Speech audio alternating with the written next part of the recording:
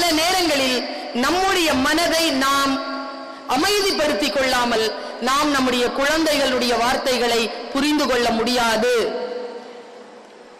நான் எப்பவுமே சொல்லுவேங்க, இத யாராவது 12 வயசுக்கு மேல குழந்தைகள் வச்சிட்டு இருக்கக்கூடிய பெற்றோர்கள் இங்க கண்டிப்பா இருப்பீங்க. முதல்ல 17 வயசுக்கு கூட புரியாத விஷயங்கள் 12 வயசுக்கு புரியுது. முதல்ல 17 வயசு 18 வயசுல லூசு மாதிரி இருக்கும், ஒன்னும் புரியாது, அதுக்கு நாம சொன்னாலும் புரியாது. ஆனா இன்றைக்கு 10-12 வயசுலயே அவ்வளவு ஷார்ப்பா இருக்கிறாங்க பிள்ளைகள், வெரி ஷார்ப். அந்த குழந்தைகளுக்கு நீங்க இன்னைக்கு இருக்கிற ஜெனரேஷன்ல இருக்கக்கூடிய உங்களுக்கு சொல்கிறேன், நான் ஒரு மொழியாசிரியராக இருப்பதனால் சொல்லுகிறேன், நம்ம ஜெனரேஷன்ல இருக்கக்கூடிய ஆட்களுக்கு 40 வயதில் இருக்கக்கூடியவர்களுக்கு பெரும் பிரச்சனை என்ன தெரியுமா? வேகமா பேசினா புரியாது, வேகமா பேசினா புரியாது.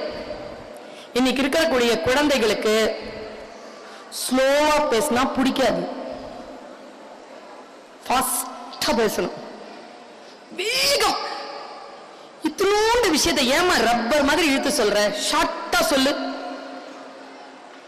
டக்குன்னு சொல்லு. நீங்க ஷார்ட்டா உங்களுக்கு சொல்ல தெரியலன்னு வச்சுக்கோங்களேன், டெய்லி யாராவது அட்வைஸ் பண்ற அம்மா அப்பா இங்க இருந்தீங்கன்னா, ஒரு நம்ம டீச்சர்ஸ்க்கே தெரியும்.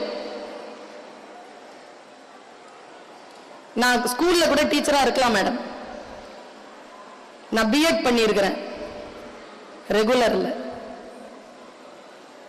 ஐ am a regular B.Ed student and UGC NET clear பண்ணிட்டு PhD சப்மிட் பண்ணதுனால காலேஜ்ல ப்ரொஃபஸரா போயிட்டேன். காலேஜ்லயும் ப்ரொஃபஸரா இருக்கலாம், ஸ்கூல்லயும் டீச்சரா இருக்கலாம். என்னுடைய இந்த 20 வருஷ பயணத்தில் என் வகுப்பில் எந்த குழந்தையும் என்னால் பட்டப்படிப்பு வாங்காமல் ஃபெயில் ஆகி போனதே கிடையாது, ஃபெயிலாக விட்டது கிடையாது. அவ தயாரா தான் இருப்பா, நாம விடுறதில்லை, விட்டது கிடையாது. அந்த கர்வத்தில் சொல்லுகிறேன், நான் சொல்றது எல்லாம் என் குழந்தை கேட்டுக்குது அப்படிங்கிற முட்டாள்தனத்தில் நான் இல்லை. இங்கே மிகச்சிறப்பான குழந்தைகளை உருவாக்குகின்ற ஆசிரியர்களுக்கும் தெரியும் நாம் சொல்லுவதெல்லாம் நம் குழந்தை கேட்டுக்கொள்வதில்லைன்னு. நம்மளதாங்க பார்க்கும்,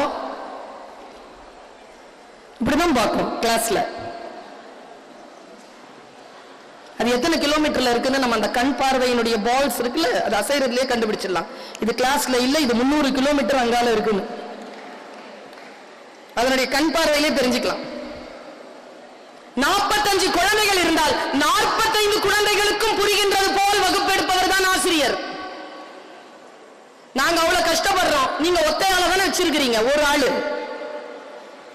நீங்க சொல்றது அந்த குழந்தைக்கு புரியுதுன்னு நினைக்கிறீங்களா? நீங்க என்ன தெரியுமா சொல்லுவீங்க? இங்க பாரு பாப்பா, கரெக்டா பஸ்ல ஏறு, படிக்கட்டை கரெக்டா பார்த்து ஏறு, உள்ள போய் உட்காந்துக்கோ, பஸ் ஸ்டார்ட் பண்ணும்போது படிக்கட்டுல நிக்காத, ஸ்கூலுக்கு போன உடனே தண்ணி குடிச்சிட்டு பாத்ரூம் போயிட்டு அதுக்கப்புறமா கிளாஸ்க்குள்ள போய் உட்காரு, கிளாஸ கரெக்டா கவனி, பேக்ல எல்லாம் சரியா இருக்கான்னு பாரு, சாப்பாடு சரியா சாப்பிடு, கரெக்டா 3 மணிக்கு பஸ் உனக்காக வந்து யாரும் வெயிட் பண்ண கூடாது, கரெக்டா ஏறி வீட்டுக்கு வா. இதெல்லாம் நீங்க ரெகுலரா சொல்லி அனுப்புற டீச்சரா இருந்தா, ஐ மீன் பெற்றோரா இருந்தா, ஒரு விஷயம் உங்களுக்கு சொல்றேன் கேட்டுக்கங்க. நான் என் குழந்தைய கூப்பிட்டு உட்கார வச்சு நான் நிறைய அட்வைஸ் கொடுக்க டீச்சரா இருந்தா நான் சொல்றதை கேட்டுக்கோங்க. நம்ம குழந்தை நம்ம இப்படி பேச ஆரம்பிக்கிறோமா, இங்க பாரு பாப்பா கரெக்டா நீ வந்து பஸ்ல படிக்கட்ட பார்த்து இப்படி பேசிட்டு, அந்த குழந்தை இப்படி தலையாட்டுது இல்ல, எப்படி தெரியுமா அது காதுல கேட்கும்? நீங்க சொல்றீங்க பாரு பாப்பா சரியா, அதுக்கு எப்படி கேட்கும்னா